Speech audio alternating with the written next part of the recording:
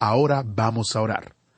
Padre Celestial, que la asombrosa obra de tu mano y de tu creación nunca deje de maravillarnos. Ayúdanos a verla y a alabarte por ella. Danos ojos para verte mientras estudiamos tu palabra. En el nombre de Jesús oramos. Amén. Comenzamos hoy, amigo oyente, a considerar en detalle el primer libro de la Biblia, o sea, el libro de Génesis. Como dijimos en nuestro estudio anterior, hemos dividido este libro en dos secciones mayores. La primera sección comprende los capítulos 1 al 11, y la segunda sección comprende los capítulos 12 al 50. En los primeros dos capítulos de la primera sección tenemos la historia de la creación. En primer lugar, como ya hemos visto, está la creación del universo, la catástrofe de la tierra y la restauración de la tierra. Ahora, en el capítulo 2 tendremos la creación del hombre. Pero aquí tenemos la historia de la creación presentada brevemente y con exactitud en un solo versículo. Es el versículo 1 del capítulo 1 de Génesis, donde leemos: «En el principio creó Dios los cielos y la tierra». Con toda franqueza, amigo oyente, esta es una de las declaraciones más profundas que se haya expresado.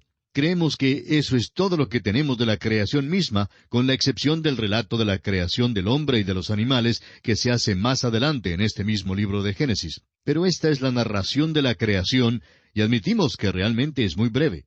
Pablo Bellamy, quien fuera editor de un diario en Cleveland, en el estado de Ohio, Estados Unidos, hacía una ronda una noche por los escritorios de los reporteros, y notó que uno de ellos escribía un relato largo de un hecho que, a su parecer, tenía muy poca importancia. Le dijo al reportero: «Abrévielo». Después de todo, el relato de la creación se narró en Génesis 1 en 282 palabras. El reportero contestó entonces: «Así es, pero yo siempre opiné que bien se pudo haber evitado muchos argumentos más adelante en cuanto a la creación si alguien hubiera escrito unas 200 palabras más». Amigo oyente, es interesante notar que Dios verdaderamente nos ha dado una edición abreviada de la creación. Surge entonces la pregunta: ¿qué tenía Él en mente cuando nos dio esta sección en particular? ¿Cuál era el propósito del autor aquí? ¿Fue su propósito enseñar geología? Bueno, permítanos decir que hay mucha controversia y desacuerdo en cuanto a esto, como vamos a ver hoy en nuestro estudio. Hace algún tiempo, la Junta de Educación del Estado de California, en los Estados Unidos, votó por incluir la teoría bíblica, como la llaman, en los libros de ciencia. Ahora, francamente, no estamos seguros de que esto nos satisfaga. Alguien dirá: «Bueno, ¿cómo es que no se siente alegre por el paso que se ha dado, ya que es un paso adelante?» Amigo oyente, la razón por la cual no nos sentimos satisfechos por esto es por el carácter de los maestros que la enseñan. No hay suficientes maestros que sean cristianos y que tengan una base verdaderamente bíblica para poder enseñarla correctamente. Los maestros de las escuelas primarias que están realmente preparados para enseñar la historia de la creación son muy pocos. El doctor Ralph Girard, profesor de biología y decano de la división de postgraduados de la Universidad de California en Davis, hizo el siguiente comentario según la prensa: ¿debe un curso científico sobre la reproducción mencionar también la teoría de la cigüeña? Bueno, para beneficio de este profesor, lo más interesante es que la teoría de la cigüeña no se menciona para nada en la Biblia. En cambio, el relato de la creación sí se menciona.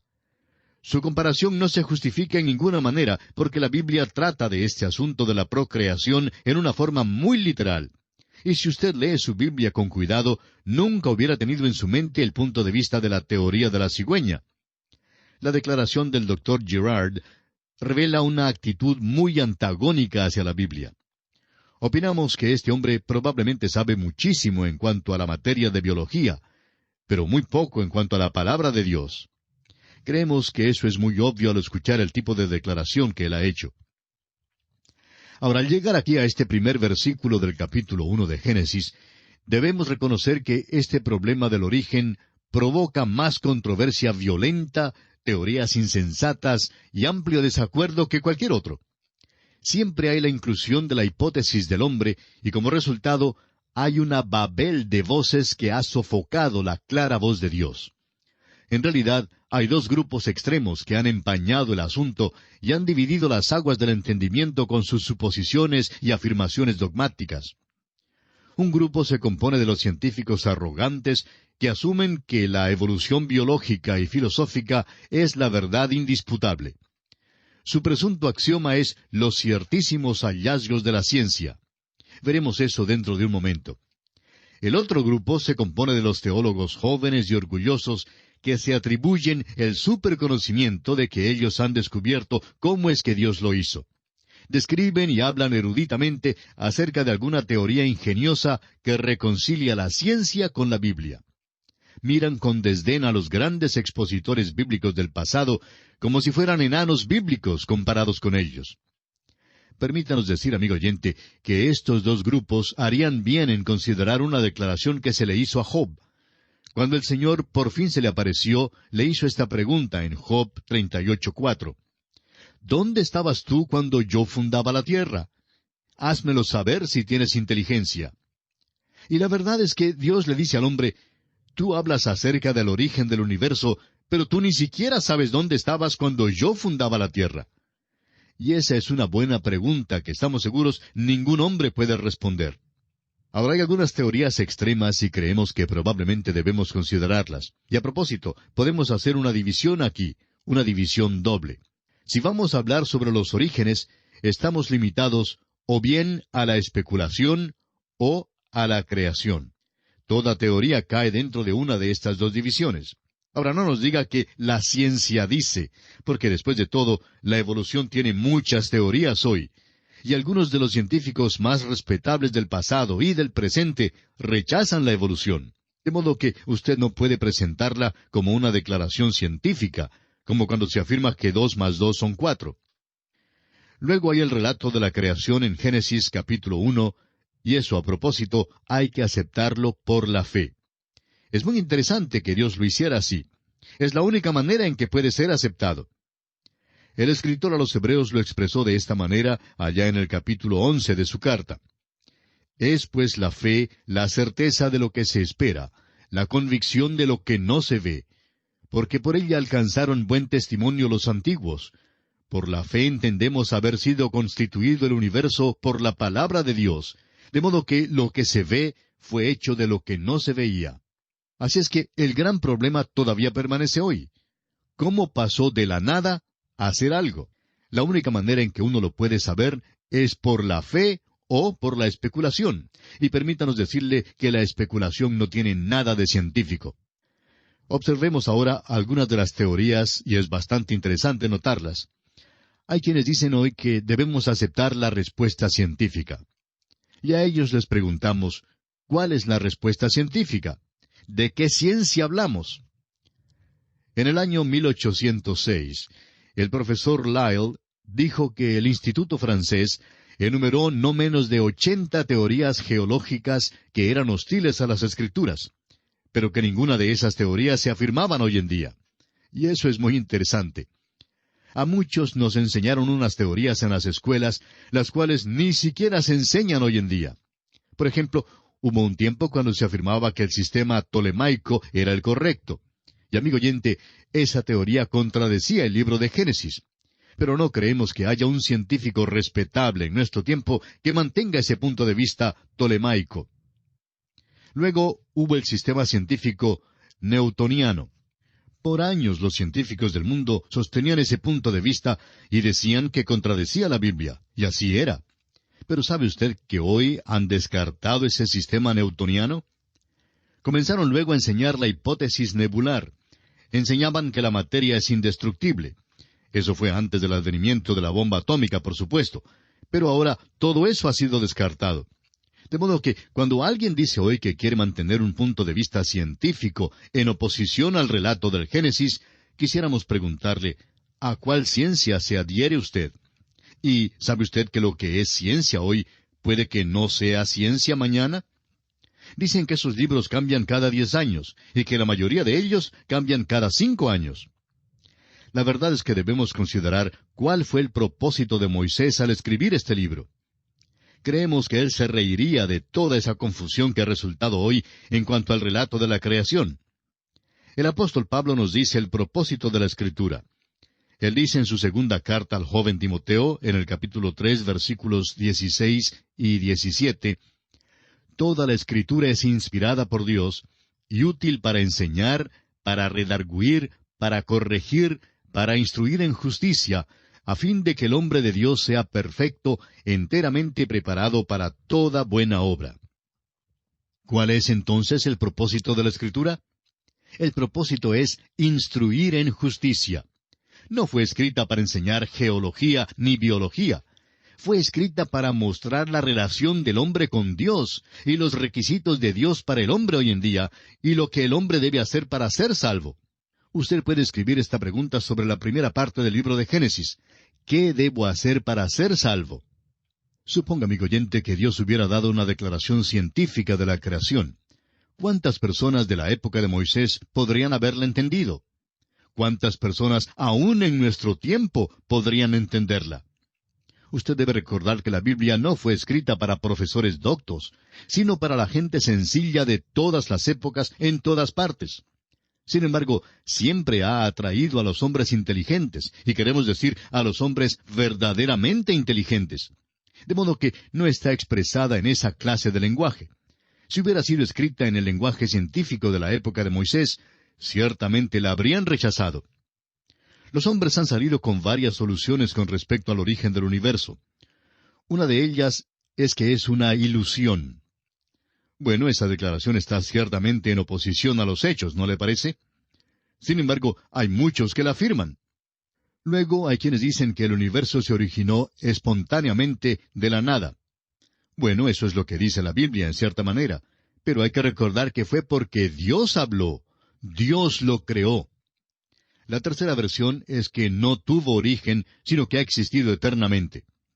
La cuarta versión es que el universo fue creado. Permítanos ahora compartir con usted algunas de estas teorías que los hombres han desarrollado a través de la historia del mundo. El doctor Harlow Shapley, quien fue director del Observatorio de Harvard, dijo: «Todavía estamos sumidos en una ignorancia abismal en cuanto al mundo en que vivimos. Hemos avanzado muy poco con relación a la total extensión conjeturable del conocimiento que está más allá del nivel de la sabiduría adquirida por animales de una larga experiencia racial. Es cierto que no tememos más los extraños chillidos en la obscuridad, ni somos supersticiosos en cuanto a los muertos. En muchas ocasiones somos valerosamente racionales. Sin embargo, no sabemos hasta qué punto lo desconocido supera a lo conocido». Amigo oyente, sin duda alguna, esta es una tremenda declaración. Y el doctor Lawrence C. Isley, de la Universidad de Pensilvania, dijo: «No sabemos más en cuanto a la materia y cómo se produce que lo que sabemos de las cosas espirituales. Por eso creo que es imprudente decir, en nuestro presente estado de conocimiento, que el uno excluye el otro. El universo parece existir como una serie de niveles emergentes, ninguno de los cuales es como el nivel anterior. Que el hombre y lo demás de la vida han evolucionado es innegable, pero lo que está debajo de esas manifestaciones exteriores no lo sabemos». Y añade el doctor Isley: «Yo quisiera poder contestar su pregunta, pero el cubrir mi ignorancia con palabras grandes no sería provechoso ni para usted ni para mí». Veamos también algunas declaraciones tomadas de la prensa. Allá por el año 1961, un diario publicó un artículo en el cual decía que el hombre estaba a punto de descubrir el misterio del origen del mundo. Sin embargo, no han escrito nada nuevo sobre el asunto desde aquel entonces. El biólogo Edwin Conklin, hablando sobre la evolución, declaró: «La probabilidad de que la vida se originara por accidente se compara con la probabilidad de que el diccionario completo se originara por una explosión en una imprenta». Eso es algo que no suena tan científico, procediendo de un científico destacado. En realidad, hay 3 teorías acerca del universo que ha propuesto la astronomía. Y es muy interesante observar esas teorías. Una se conoce como la teoría del estado continuo. Otra es la teoría de la detonación grande. Y la otra es la teoría de la oscilación. La teoría de la detonación grande sostiene que hubo una gran explosión hace millones de años. Creemos que hace 10 billones de años que ocurrió una, y opinan que habrá otra después de pasar otros 10 billones de años. No creemos que debemos preocuparnos mucho por ella, pero es interesante que se ofrece esta explicación en nuestros días. Y uno descubre que Gran Bretaña es el lugar donde se produjo esta teoría. Y francamente, no hemos oído mucho acerca de las piedras que trajeron de la Luna. ¿Ha notado usted que muchos de los científicos ni se entusiasman por esas piedras? Es porque ellas parecen refutar la teoría de estos hombres.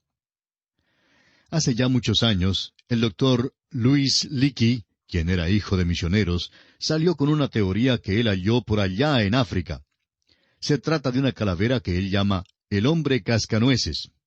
Suponemos que tenía las muelas bastante buenas. Se supone que vivió allá hace unos 600,000 años, según el doctor Leakey. Bueno, ya hemos tenido teorías así como estas antes, pero muchos de los grandes científicos de hoy no son engañados con ellas. Ahora, el doctor Lawrence S. Dillon, profesor asociado de biología de la Universidad de Texas, dice, «El hombre no es animal, sino una planta que evolucionó de una alga marina. Todo animal en realidad es un tipo de planta altamente modificada que se ha derivado hace 1 billón de años o algo así de una ascendencia común con una alga marina». Ahora es posible que usted y yo hemos estado buscando a nuestros abuelos en el lugar equivocado. Algunas personas los han estado buscando en un árbol.